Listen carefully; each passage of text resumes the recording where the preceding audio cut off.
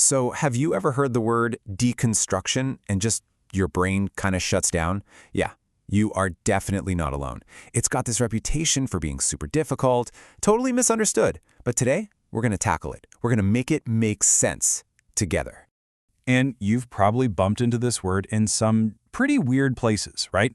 Like on a super fancy menu describing a deconstructed apple crumble, where all the familiar pieces are just laid out separately on the plate. Or maybe you've heard it in a totally different context, like when people talk about deconstructing their faith, taking apart the beliefs they grew up with to really look at each one.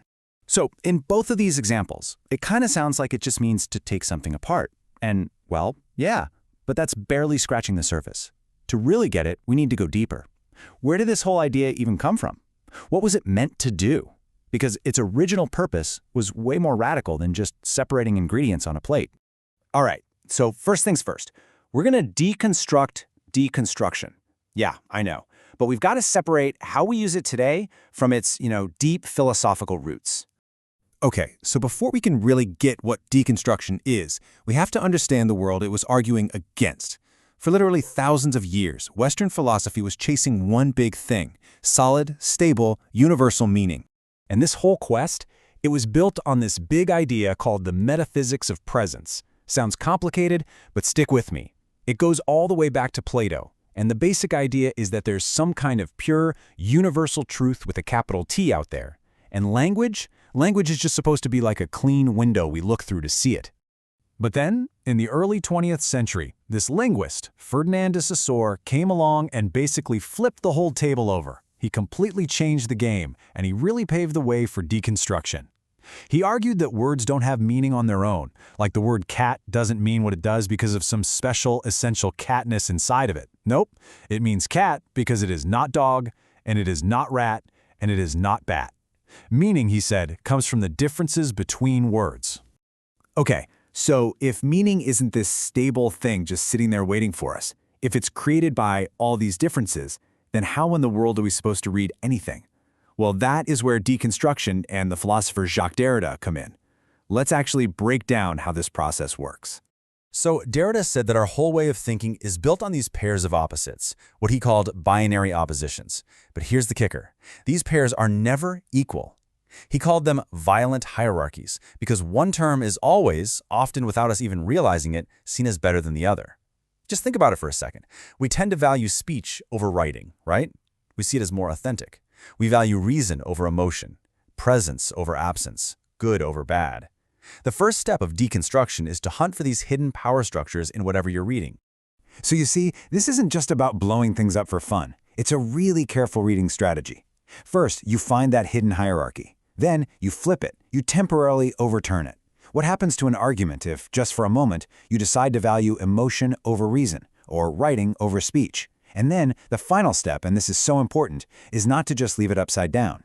The goal is to show that the real meaning isn't in either side of the pair. It's actually created in the constant, shaky, unstable tension between the two. And all of this leads us to Derrida's most famous and, most mind-bending idea, différance. And notice that spelling, with an A. He did that on purpose. It's a pun that only really works in written French, and it's brilliant. It captures two ideas at the exact same time. First, just like Saussure said, meaning comes from difference. But second, meaning is also always deferred, postponed. Because how do you explain a word? Well, you have to use more words. The best way to think about it is like looking up a word in a dictionary. What do you find?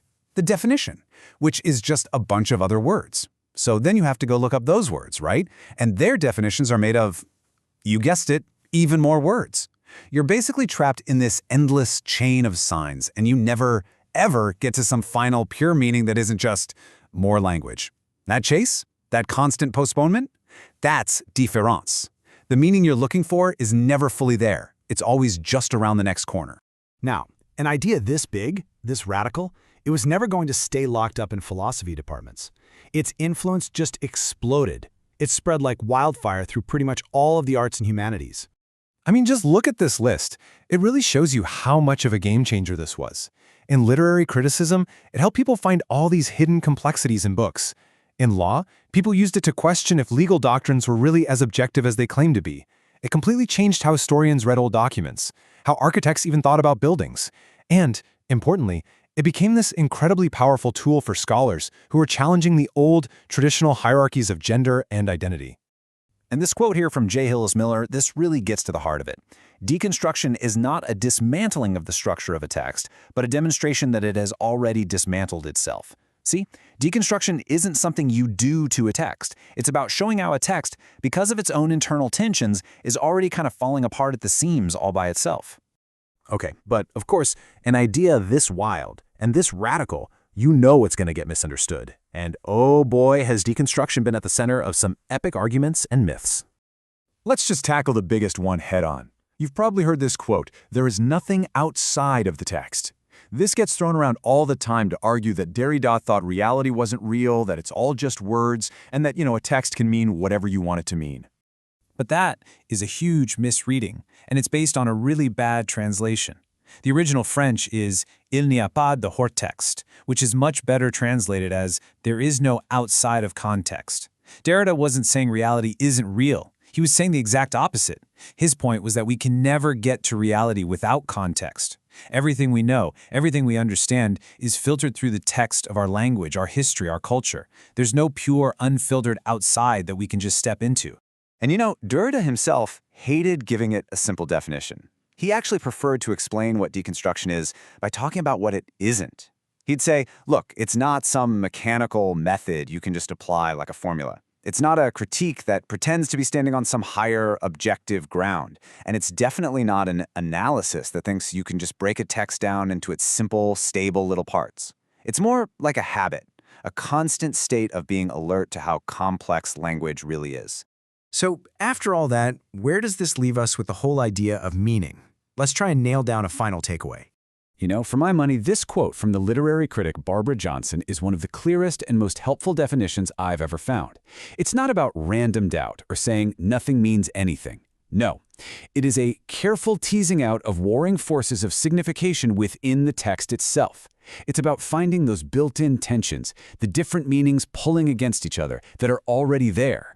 Because in the end, deconstruction isn't just some dusty old idea for philosophy books. It's a way of reading the world. It suggests that meaning isn't some fixed object we just go out and find. It's more like this unstable event that's always happening in the spaces and tensions within our language.